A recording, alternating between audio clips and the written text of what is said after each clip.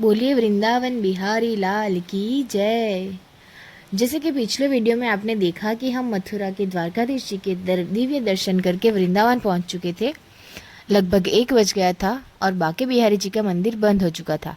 इसलिए हमने सोचा कि कल सुबह बांके बिहारी जी के दर्शन करेंगे और आज वृंदावन की पवित्र परिक्रमा कर लेते हैं। तो चलिए वृंदावन बिहारी लाल जी के जयकारे के साथ परिक्रमा शुरू करते हैं। वृंदावन बिहारी लाल की जय। अधिक मास होने के कारण परिक्रमा मार्ग पर थोड़ी थोड़ी भीड़ थी। चारों ओर राधे राधे की मधुर ध्वनि गूंज रही थी और हर कदम पर ऐसा महसूस हो रहा था जैसे पूरा वृंदावन भक्ति में डूबा हो। परिक्रमा मार्ग में आगे हमें गौरी गोपाल आश्रम की पावन गौशाला के दर्शन हुए। यहाँ पहुँचते ही मन को एक अलग ही शांति का अनुभव हुआ।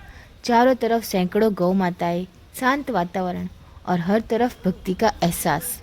हमने भी कुछ समय गौ माता के साथ बिताया, उन्हें प्यार किया, उनके सिर पर हाथ फेरा। सच कहूँ, उस पल जो आत्मिक संतोष मिला उसे शब्दों में बयां करना आसान नहीं है। हमारे शास्त्रों में गौ माता को केवल एक पशु नहीं बल्कि माता का स्थान दिया गया है। ऐसा माना जाता है कि गौ सेवा करने से भगवान श्री कृष्ण और राधा रानी दोनों की कृपा प्राप्त होती है। इसलिए अगर कभी वृंदावन आए तो यहाँ की किसी गौशाला में कुछ समय ज़रूर बिताइए। यह अनुभव आपकी यात्रा को और भी यादगार बना देगा। बोलिए गौ माता की जय। जय श्री गोपाल। फिर हम पहुँचे गौरी गोपाल आश्रम। पूज्य स्वामी अनिरुद्धाचार्य जी महाराज के अमृतमय कथा का श्रवण कर हमारा मन भक्ति और आनंद से भर गया।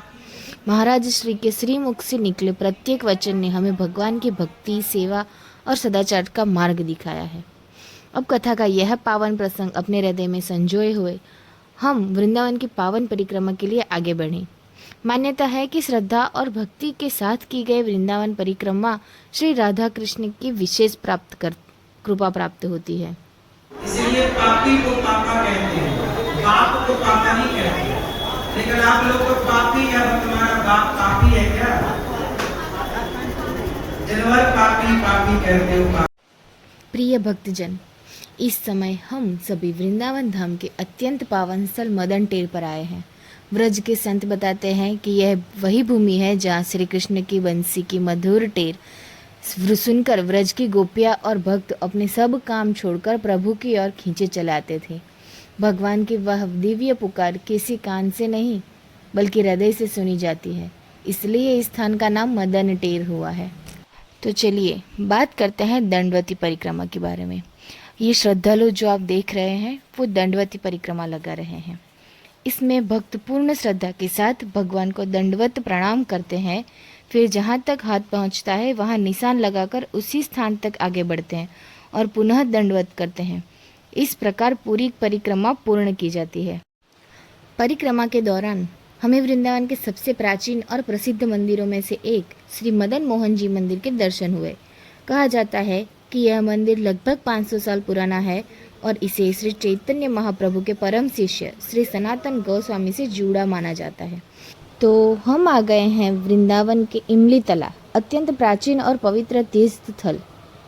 व्रज की गौड़ीय वैष्णव परंपरा के अनुसार यहाँ एक प्राचीन इमली का वृक्ष था जिसके नीचे श्री कृष्ण राधा रानी के प्रेम और विरह का चिंतन करते हुए ध्यान मग्न हुए।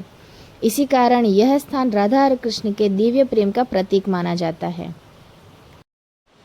इसलिए वृंदावन परिक्रमा के दौरान भक्त इस स्थान पर रुककर दर्शन करते हैं, प्रार्थना करते हैं और राधा कृष्ण तथा श्री चैतन्य महाप्रभु का स्मरण करते हैं। आखिरकार रात करीब 9:30 बजे हमारी वृंदावन परिक्रमा सफलतापूर्वक पूर्ण हुई।